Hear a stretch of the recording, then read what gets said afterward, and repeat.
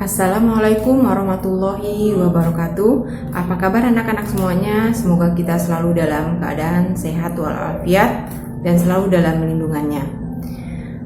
Agar pembelajaran kali ini Allah beri kemudahan kita untuk memahaminya, mari kita mulai pembelajaran kali ini dengan sama-sama membaca basmalah. Bismillahirrahmanirrahim. Pembelajaran kali ini diharapkan kalian dapat mengetahui bagaimana upaya kita untuk mempertahankan kemerdekaan. Selanjutnya, kalian dapat mengetahui upaya-upaya apa saja yang dapat dilakukan untuk mengembangkan kehidupan kebangsaan yang lebih sejahtera, terutama di masa awal kemerdekaan. Dan ketiga, dalam pembelajaran kali ini diharapkan kalian dapat menemukan informasi penting dari sebuah teks sejarah.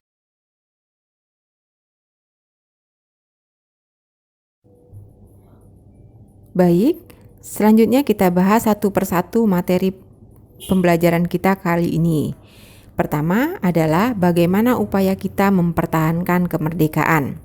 Seperti kita ketahui di awal pembelajaran minggu yang lalu di tema kedua, ketika Indonesia memproklamirkan kemerdekaannya, itu tidak serta-merta para penjajah tuh dengan ikhlas menerima itu semua.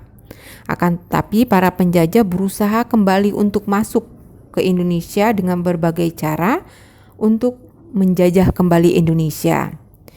Nah, bagaimana upaya kita untuk mempertahankan kemerdekaan tersebut, ya? Nah, untuk upaya kita mempertahankan kemerdekaan itu bisa dilakukan melalui pertempuran, seperti yang kita ceritakan minggu yang lalu, ketika Indonesia sudah memproklamirkan kemerdekaan, para penjajah mencoba masuk kembali ke Indonesia dengan datang ke Surabaya. Maka terjadilah di situ Perang Surabaya yang terjadi pada 25 Oktober 1945. Kemudian mereka mencoba lagi masuk ke Semarang, ya. Maka terjadilah di situ Perang Ambarawa, terjadi pada 20 Oktober 45. Lalu terjadi juga perang di Bandung, disebut dengan Bandung Lautan Api. Nah, itu terjadi pada tanggal 23 Maret 1946. Nah, itulah bentuk-bentuk upaya mempertahankan kemerdekaan melalui pertempuran.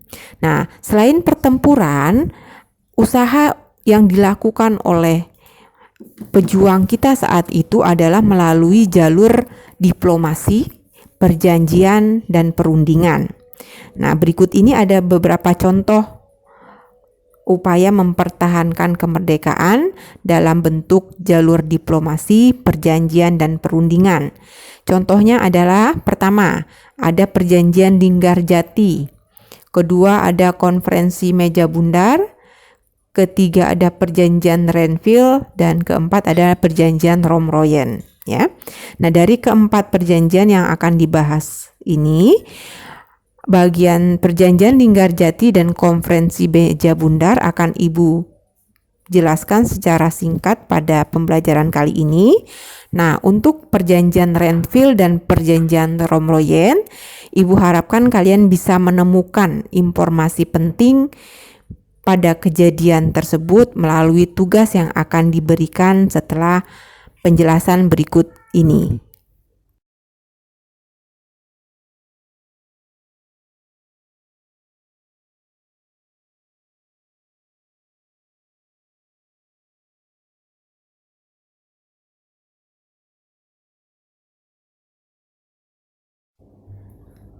Berikut ini sejarah singkat tentang konferensi Meja Bundar. Pada slide Ibu ditampilkan ada foto sejarah saat itu terjadinya atau saat terjadinya konferensi Meja Bundar.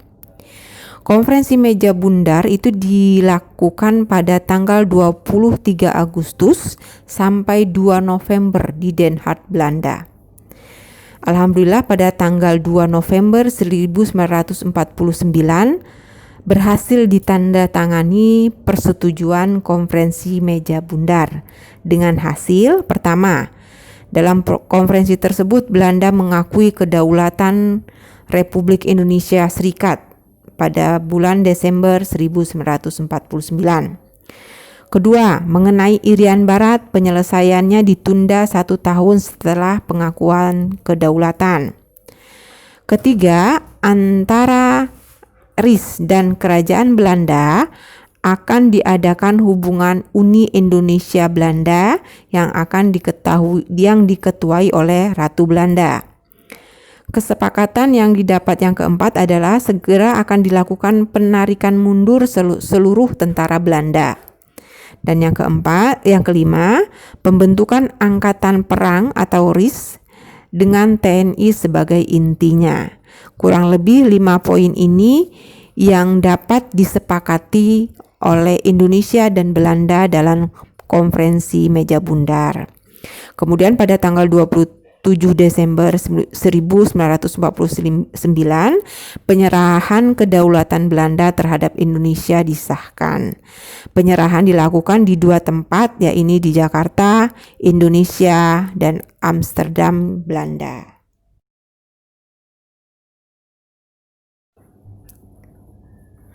Baik, selanjutnya Perjanjian Linggarjati. Ya, Perjanjian Linggarjati ini ditandatangani pada tanggal 25 Maret 1947. Nah, Perjanjian Linggarjati ini adalah perundingan antara Indonesia dan Belanda. Perjanjiannya dilakukan di Linggarjati, Jawa Barat. Nah, Perjanjian Linggarjati ini menghasilkan persetujuan Belanda atas kemerdekaan Indonesia. Akan tetapi Perjanjian Linggarjati ini dilanggar oleh Belanda sehingga pada tanggal 20 Juli 1947 Gubernur Jenderal H.J. Van Mook menyatakan bahwa Belanda tidak terikat lagi dengan perjanjian tersebut. Jadi perjanjian yang disepakati itu dilanggar oleh Belanda.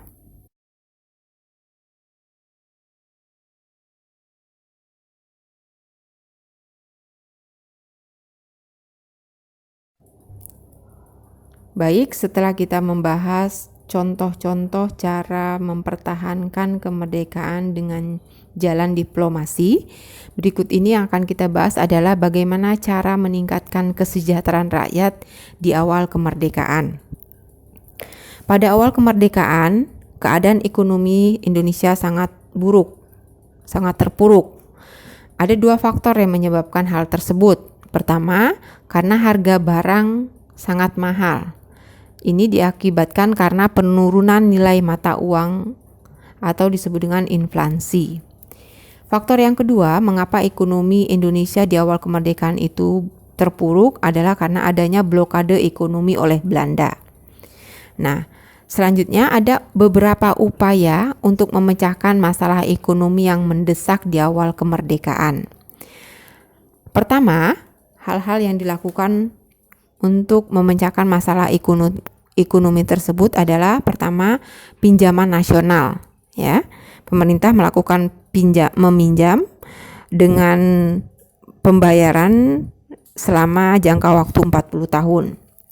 Selanjutnya yang dilakukan oleh pemerintah adalah konferensi ekonomi. Konferensi ekonomi adalah sebuah konferensi yang dihadiri oleh para cendekiawan, para gubernur, para pejabat lainnya yang bertanggung jawab mengenai masalah ekonomi. Nah, sehingga dalam konferensi tersebut diharapkan dapat menemukan pemecahan masalah untuk ekonomi Indonesia saat itu yang sangat mendesak, terutama bagaimana masalah produksi barang, bagaimana distribusi makanan, sandang, serta status dan administrasi perkebunan. Langkah ketiga yang dilakukan pemerintah saat itu adalah pembentukan Badan Perancang Ekonomi. Ya, dibentuk badan ini tujuannya agar mereka dapat membuat rancangan apa yang harus dilakukan oleh Indonesia dalam jangka waktu 2-3 tahun ke depan. Itu tugasnya. Nah, selanjutnya adalah ada yang disebut dengan rencana Kasimu. Nah, rencana Kasimu ini diantaranya adalah harus menanam tanah yang kosong, terutama di daerah atau di Pulau Sumatera. Karena di Sumatera lahannya banyak kosong, maka itu diusahakan ditanami sehingga dapat menghasilkan. Kedua, menanam bibit unggul di Pulau Jawa, ya. Bibit-bibit unggul itu contohnya pohon buah yang kualitasnya bagus gitu ya, padi-padi unggul. Nah, itu ditanam di daerah atau di Pulau Jawa. Rencana Kasimo yang ketiga adalah mencegah penyembelihan hewan penting bagi produksi pangan. Karena pada saat itu hewan masih dibutuhkan dalam proses penanaman padi. Nah, yang keempat adalah di setiap desa dibentuk kebun bibit, ya. Nah, program yang kelima adalah dalam rencana Kasimo ini adalah transmigrasi. Transmigrasi ini adalah memindahkan penduduk di pulau yang padat ke pulau yang kurang penduduknya, ya. Contohnya Pulau Jawa ini terlampau padat sehingga dilakukan pemilihan masyarakat yang ingin pindah atau mereka dipindahkan ke Pulau Sumatera, Pulau Kalimantan yang masih kosong, ya. Itu namanya program transmigrasi. Nah, selanjutnya upaya yang dilakukan oleh pemerintah adalah Persatuan Tenaga Ekonomi. Persatuan Tenaga Ekonomi ini bertujuan mengajak partisipasi pengusaha swasta. Dengan begitu maka diharapkan akan dapat memperkokoh ketahanan ekonomi bangsa Indonesia. Nah, itulah beberapa upaya yang dilakukan untuk mensejahterakan rakyat di awal kemerdekaan. Nah, selanjutnya akan Ibu berikan tugas mengenai perjanjian Linggarjati dan perjanjian Renville, ya. Selanjutnya kalian tolong nanti Ibu Ibu akan memberikan beberapa tugas tentang materi perjanjian Renville dan perjanjian Romroyen. Tolong dikerjakan dengan baik, lalu kirim kembali kepada wali kelasnya masing-masing, ya. Demikianlah materi yang bisa Ibu sampaikan pada kesempatan kali ini. Semoga kalian dapat memahaminya dan menjadi ilmu yang bermanfaat. Mari kita tutup pembelajaran hari ini dengan sama-sama membaca hamdalah alhamdulillahirabbil alamin.